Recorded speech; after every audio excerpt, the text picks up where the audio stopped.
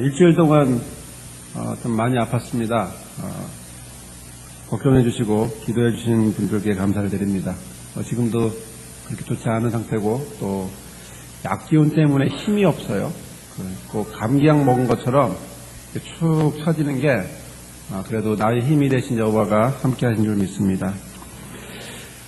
이 아픔은 한 10년 정도 됐는데요. 전에는 치통인 줄 알고 치과에 가기도 하고 또 뭐 이비인후과 쪽에 가기도 하고 그랬습니다. 한 차례 이렇게 아프기 시작하면 한 보름 정도 이렇게 아프고 그랬어요. 그런데 이번에는 포항설림병원을 가면서 통증 클리닉을 한번 가봤더니 안면 통증이라고 하는 그런 이야기를 하네요.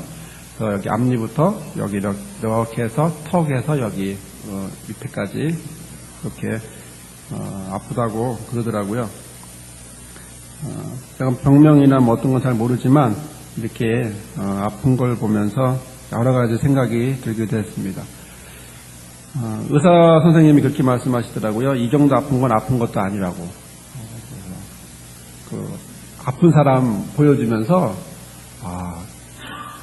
이건 뭐 아프다고 말할 것도 아니더라는 생각이 정말 저도 들더라고요. 겨우 요거 아픈 거 같고 생색내고 아프다고 티내고 집사람 괴롭히고 했던 걸 보면 참 점점 내가 어리구나 하는 생각이 들더라고요. 그리고 어떤 분들은 저 같은 경우는 1년에 한 번 잠깐 아픈 거니까 참을 수 있는데 어떤 분들은 위하고 간을 손상시키는 약을 매일 먹어야 된대요. 그러니까 몸이 말이 안 되겠죠. 그런 차원에서 보면 굉장히 감사하라는 식으로 이제 이야기를 하시더라고요. 속으로 저는 그런 생각이 들었습니다. 아픈데 좀 기도하면서도 이렇게 막 붙잡고 기도하면서 한번 기도하지 않겠어요? 하나님 왜 안 고쳐져요? 왜 이렇게 아픈데 왜 안 고쳐져요? 이렇게 기도를 했는데 내가 좀 멀긴 멀었다 하는 생각이 들기도 했습니다. 얼마 전에 우리나라의 첫 금메달을 선사한 우리 유도의 이원희 선수가 있습니다. 그 선수는 손가락이 탈골됐다고 그러네요. 근데 그 선수가 이야기하는 걸 들어보니까 뭐라고 그러냐면 손가락이 탈골됐는데 왜 말 안 했냐고 그랬더니 예수님은 더 아프셨을 거라고 그렇게 이야기를 하더라고요. 개인적으로 교회에서 자기가 출석하는 교회에서 스포츠 선교사로 파송식까지 받으면서 올림픽 경기에 출전하는 이원희 선수의 모습 속에서 정말 뜨거운 신앙의 모습이 이 작은 일이지만 이것을 과연 예수님과 연결시켜서까지 이야기하는 이분의 모습을 보면서 저보다 어리지만 그러나 훌륭한 신앙인의 모습을 갖고 있다라고 하는 생각이 들었습니다. 무조건 참는다가 중요한 것은 아니지만 그 모습을 신앙화시키고 그리고 그 모습 속에서 끝까지 이겨내려고 하는 모습을 보니까 정말로 훌륭하다 하는 생각이 들었습니다. 이번 아테네 올림픽 경기에는 우리나라가 25개 종목에 참여한 걸로 알고 있습니다. 109명이 임원하고 267명의 선수가 13개의 금메달을 목표로 정말 10위를 목표로 해서 지금 열심히 달리고 있습니다. 그들은 4년을 준비했죠. 아니 좀 더 10년이나 20년 동안 준비했을지도 모릅니다. 그렇게 오랜 시간에 그들이 달려온 목표는 오직 하나, 금메달을 따고자 하는 바로 그 바람 하나였습니다.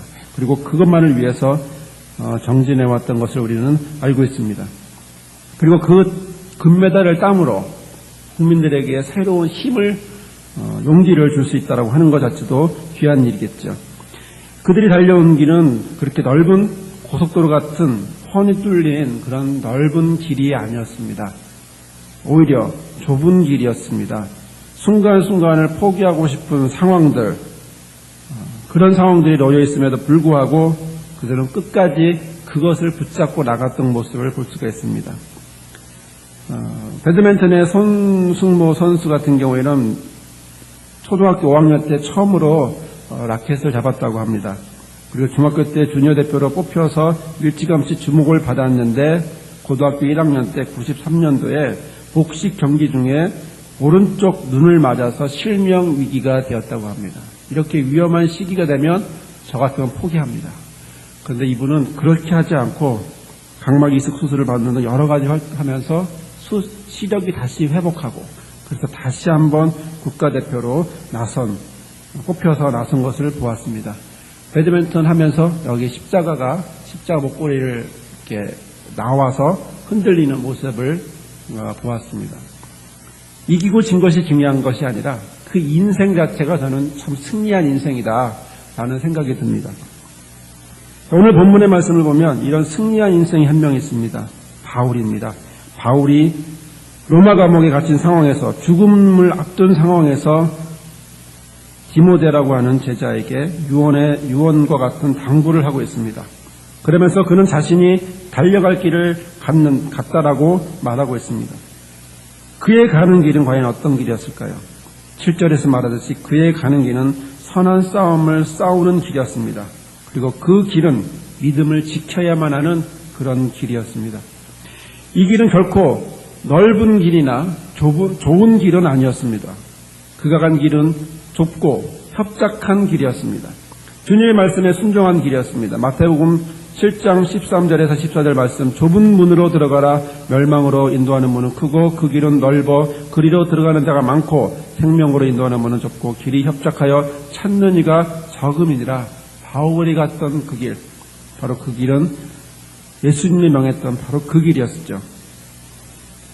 바울은 이러한 길을 갔습니다. 온갖 고생을 하면서 힘들게 그 길을 갔습니다. 그리고 로마에 갔습니다. 그리고 로마에서 마지막 순간에 디모데에게 편지를 보내고 있는 것입니다. 그는 믿음의 길을 가면서 만난 것이 두 가지가 있음을 오늘 본문을 통해서 이야기하고 있습니다. 첫 번째 만난 것은 바로 사람들이었습니다.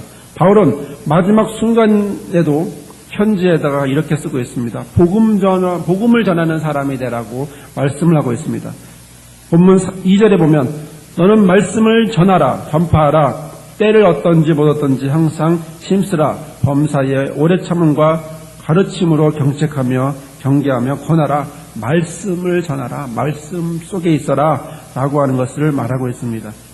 그의 관심은 지금 자기가 죽어가는 상황인데도 오로지 그의 관심은 영혼 구원이라고 하는 거기에만 관심이 있을 뿐입니다. 그럼 우리의 관심은 어디에 있습니까? 지금 우리가 살고 있는 우리의 관심은 어디에 있습니까? 지금 저의 관심은 턱에 있습니다. 여러분의 관심은 어디에 있습니까? 여러분의 관심은 건강에 있습니까? 물질에 있습니까? 아니면 사업이나 여러 가지 것들에 있습니까? 자녀의 관심이 있습니까? 이 모든 것은 궁극적인 관심이 아닙니다.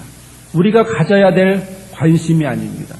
오로지 궁극적인 관심은 바로 바울과 같은 마음, 바로 그 마음이 우리가 가져야 될 마음입니다. 이 마음을, 그렇지 못한 우리의 마음을 지적해서 예수님도 이렇게 말씀하셨습니다. 그러므로 염려하여 이르기를 무엇을 먹을까, 무엇을 마실까, 무엇을 입을까 하지 마라. 이는 다 이방인들이 구하는 것이라 너희 천부께서 이 모든 것을 너희에게 있어야 할 줄을 아시느니라. 너희는 먼저 그의 나라와 그의 의를 구하라. 그리하면 이 모든 것을 너희에게 더하시리라 라고 말씀하셨습니다.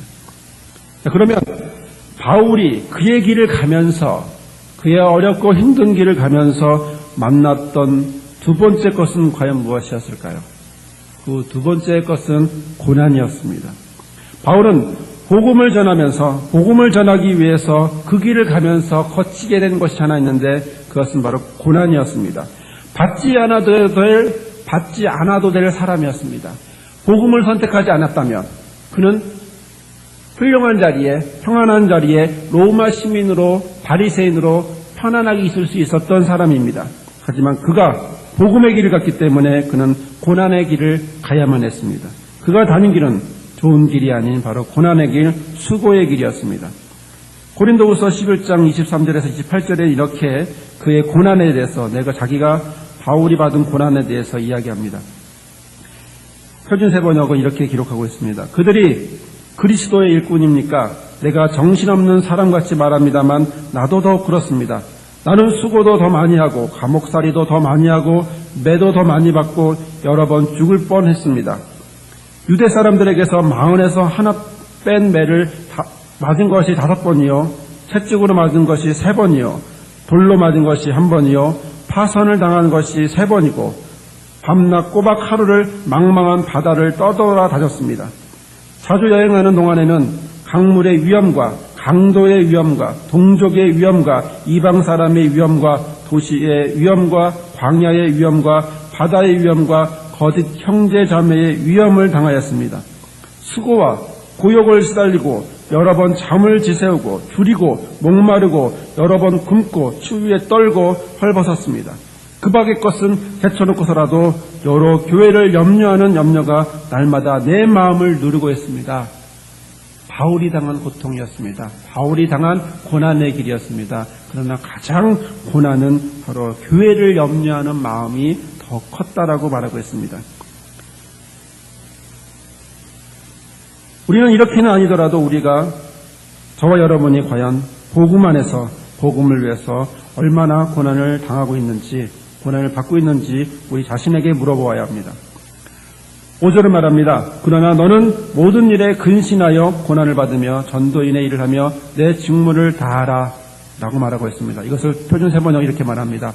그러나 그대는 모든 경우에 정신을 차려 고난을 받으며 전도자의 일을 하며 그대의 직무를 완수하십시오 라고 되어 있습니다. 여기서 근신하여 라고 하는 말은 술 취하지 않는다, 술을 삼가한다 라고 하는 내포라고 하는 말에서 나왔습니다. 술을 먹으면 정신이 빼앗기잖아요. 그러니까 정신을 빼앗기지 말아라 하는, 정신 차려라 하는 의미로 되어 있습니다. 근신한다, 정신 차린다 라고 하는 의미입니다. 또 고난을 받으며, 이 말은 카코파데오라고 하는 말에서 나왔습니다. 이것은 핍박을 적극적으로 이겨낸다라고 하는 말이 아니라 교회 사역을 감당하면서 힘들고 어려운 일을 견뎌낸다라고 하는 일입니다. 어떤 일을 하는데 그것을 이겨낸다, 견디고 이겨낸다라고 하는 것입니다. 이것은 나에게 적용한다면 몸이 아프더라도 목사로서 해야 할 일이 있다고 하는 사실입니다. 목사로서 감당해야 될 사역이 있다고 하는 것입니다. 아예 눕는 것이 아닌 이상 아프다고 계속 있을 것도 아니고, 그리고 좀 더 기도하고 이 상황에 살 수 있다면 더 말씀 준비도 더 열심히 해야 되는 것이 저의 사명이겠죠. 공부하는 학생으로서는 그 자리를 일어나지 않는 것, 5분이라도 더, 10분이라도 더 그 자리에 앉아 있으려고 하는 바로 그런 자신의 욕구를 잠재우면서 죽이면서 공부하려고 하는, 이것이 바로 학생이 해야 될 고난일 수도 있습니다. 직장인은 또 직장인 나름대로 어떤 목표를 향해서 놀고 싶지만, 쉬고 싶지만, 그러나 끝까지 해나가는 것, 바로 그것이 바로 목표를 향해, 고난을 향해 나아가는 모습이고, 오늘 본문에 나오는 카코파데오라고 하는 말과 연결이 되겠습니다. 이런 모습을 하는 청년들이 많이 있습니다. 이런 모습을 하는 우리 성도들이 많이 있습니다. 그 중에 우리 교회에 한 청년이 있습니다. 저는 이 청년의 모습을 보면서 이런 고난의 길을 가고 있는 모습을 보며 높이 사고 싶습니다. 불신자의 가정에서 태어났고 믿음만은 놓지 않으려고 하고 애쓰고 있습니다. 또 직장을 다니고 있고 학교도 다니고 있고, 또 기도하면서 어려서부터 배우고 싶었던 피아노를 치고 싶어서 밤 12시까지 하루도 빼놓지 않고 연습하는 이 청년의 모습을 보면서 나는 오늘도 오늘 말씀에 나오는 이 고난을 받으며라고 하는 상황, 그러나 이것을 끝까지 굴하지 않고 이겨내는 모습을 저는 그 청년의 모습을 통해서 보고 있습니다. 5절의 말씀에서 보면 세 번째 나오는 전도의 인의 일을 하며라고 하는 말은 목사나 장로나 집사, 그리고 여러 가지 교사, 직분자로서의 그리스도의 몸을 세우도록 하는 그런 주어진 직분을 잘 감당한다는 말입니다. 또 내 직무를 다한다는 말도 디아코니아, 즉 봉사를 한다라고 하는 것이고, 또 다한다라고 하는 말도 충만하게 한다라고 하는 말입니다. 자, 이것이 바울이 뜻하는 선한 싸움이었고, 그리고 이것이 바울이 말하는 믿음을 지키는 바로 그런 모습의 믿음을 지키는 길이었음을 우리는 보고 있는 것입니다. 자, 그렇다면 우리는 과연 어디로 가야 할까요?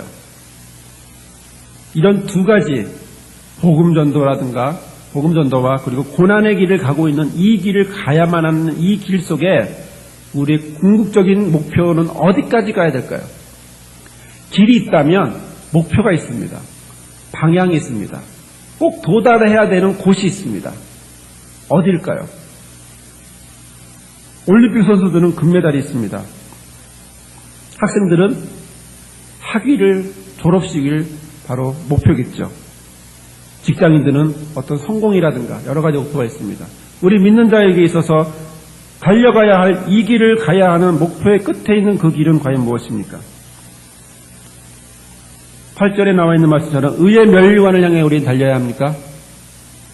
의의 면류관은 목표가 아닙니다. 우리 믿는 자의 목표는 의의 면류관이 아닙니다.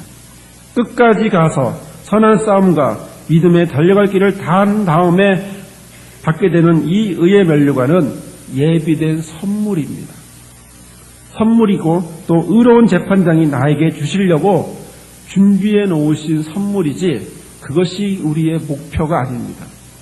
세상 사람들은 무엇인가를 얻기 위해서 금메달이나 성공이나 어떤 여러 가지 것을 손에 잡을 수 있는 것을 얻기 위해서 그것을 향하여 달려가지만 그것은 우리에게 주어지는 의의 면류관은 하나님이 예수님을 통해서 주시는 선물이지 우리의 목표는 아닙니다.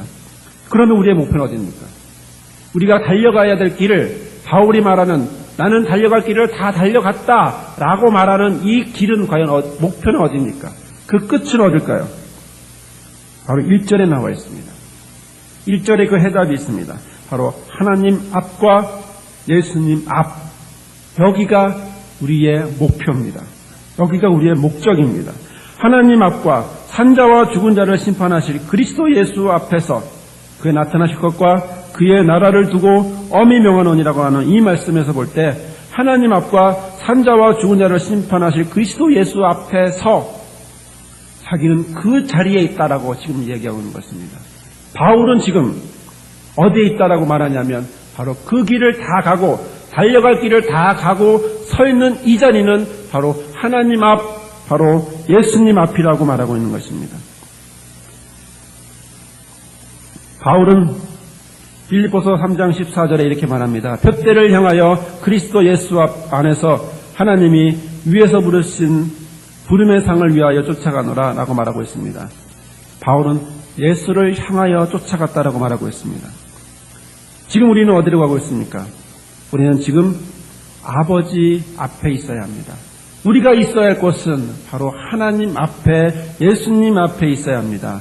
산자와 죽은 자를 심판하실 그리스도 예수 앞에 우리는 있어야 합니다. 다른 곳이 아닙니다. 스데반 집사가 순교할 때 그는 하나님 앞에, 바로 예수님 앞에 있었습니다. 사도행전 7장에 보면 스데반이 성령 충만하여 하늘을 우러러 주목하여 하나님의 영광과 및 예수께서 하나님 우편에 서신 것을 보고 말하되 보라 하늘이 열리고 인자가 하나님 우편에 서신 것을 보노라 라고 말했습니다. 지금 그 사람은 돌맞는 자리에 있지 않습니다. 스데반은 하나님 앞에, 예수님 앞에 있습니다. 요셉도 하나님 앞에 있었습니다.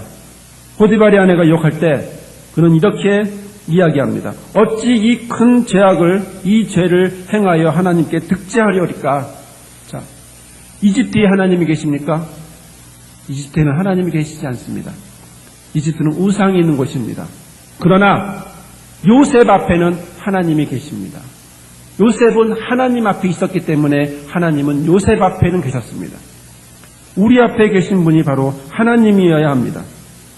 이외에도 많은 성경 구절을 보면 하나님 앞에 있음을 이야기하고 있습니다.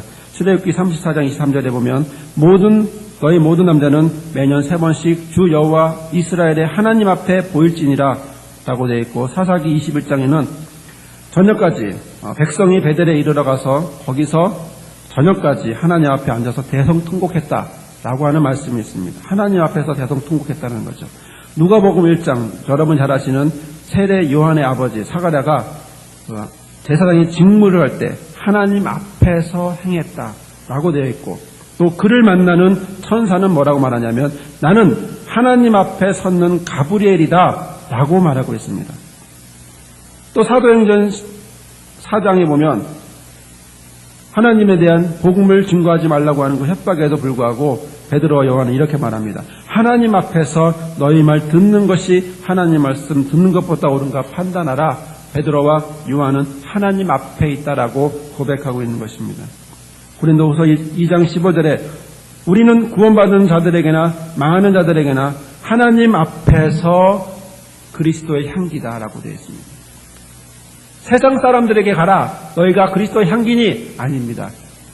우리가 있는 곳은 하나님 앞에서 그리스도의 향기라고 얘기하고 있는 것입니다. 내가 있는 곳 바로 하나님 앞입니다. 내가 있어야 할 곳 바로 하나님 앞입니다. 거기서 나는 그리스도의 향기를 바라는 것입니다. 이렇듯 하나님 앞에 우리는 있어야 합니다. 이렇듯 우리는 하나님 앞으로 가야 합니다. 사랑하는 성도 여러분, 여러분이 가는 길은 어디입니까? 여러분이 가는 길에는 무엇이 있습니까? 근신하며 고난을 받으며 전도인의 일을 하며 직무를 다하고 있습니까? 또 기가 가려워서 사욕을 쫓으며 허탄한 이야기를 쫓는 그런 사람들에게, 그리고 그런 사람들이 여러분의 가야 할 그 길 가운데 있습니까? 그렇다면 여러분들은 제대로 가고 있는 것입니다. 여러분의 인생에 고난이 있다면, 여러분 인생에 복음 전해야 될 사람이 여러분 인생의 길에 있다면 여러분의 길은 제대로 가고 있는 중입니다. 돌아가지 않아도 됩니다. 이 길이 틀렸다라고 말하지 않아도 됩니다. 정확한 길을 가고 있기 때문에 그렇습니다. 그러면 그 길의 끝은 어디입니까? 그 길의 끝은 세상 어디도 아닙니다. 오로지 하나님 앞, 예수 그리스도 앞, 바로 이곳이 우리의 달려가야 할 길의 끝입니다. 그곳에 가야 의로우신 재판장이 우리를 위하여 의의 면류관을 예비하고 준비하고 그리고 우리를 맞아 주시는 것입니다. 이런 은혜가 저와 여러분에게 충만하시기를 주님의 이름으로 축원합니다. 시간 함께 기도하겠습니다. 기도할 때에 내가 달려가야 될 길, 내가 가야 할 이 길에 고난 속에 있을지라도 그것을 이겨낼 수 있는 은혜를 달라고 기도하시고, 내가 만나는 사람들에게 복음을 전할 수 있게 달라고 기도하실 때 오로지 하나님 앞으로, 오로지 예수님 앞으로만 갈 수 있게 달라고 이 시간 기도하시고 의의 면류관을 허락해 달라고 함께 이 시간 기도하도록 하겠습니다. 걸어가신 하나님 감사합니다. 주께서 함께하여 주셔서 우리 가운데 있게 하심을, 주님의 은혜가 우리와 함께하게 하심을 감사를 드립니다. 주여, 우리가 달려갈 길 다 간 후에 고백하는 바울처럼 우리가 이런 고백을 드리고 싶은데, 우리가 가는 이 길이 고난의 길이었으면 합니다. 우리가 가는 이 길이 영혼을 구하는 길이었으면 합니다. 우리가 가는 이 길이 예수 앞으로, 하나님 앞으로 가는 길이었으면 합니다. 하나님, 그리고 의로우신 재판장께서 예비하신 의의 면류관을 선물로 받는 그런 길이기를 바랍니다. 아버지, 우리의 길을 인도하시고 하나님이 원하시는 길로만 갈 수 있도록 우리 모든 성도들을 인도하여 주옵소서. 예수님의 이름으로 기도드립니다. 아멘.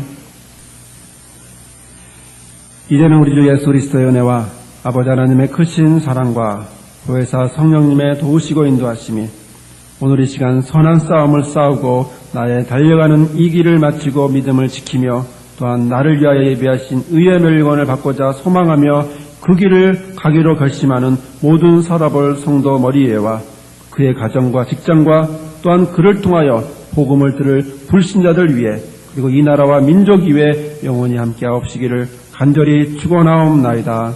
아멘.